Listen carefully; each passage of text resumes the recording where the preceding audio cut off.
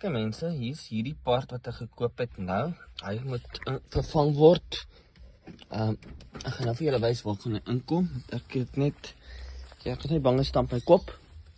Kan dalk bietjie baie hoofpyne wees. Maar as 'n kind, ek wonder.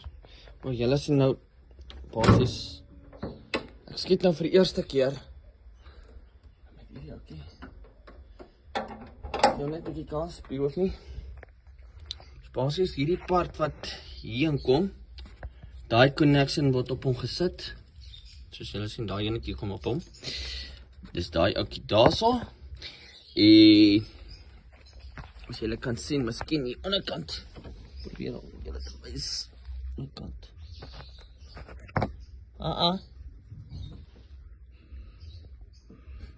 Ek dink dit is hy.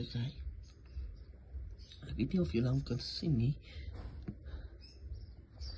Waar is hy? Waar is hy?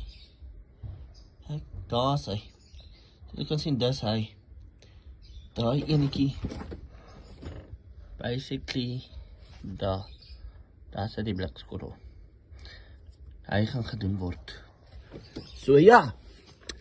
Fyn mense. Daar is nou nog die ou part wat nog in is, maar nie vir lank nie. Dan word hy gedoen. So hier is my ouetjie. My favorite karretjie. Ek is besig met hom. Nie lang terug net ek hierdie waterborrel vervang. Eintlik nie ek nie, maar ek het betaal vir dit. Was okay. Was gedoen.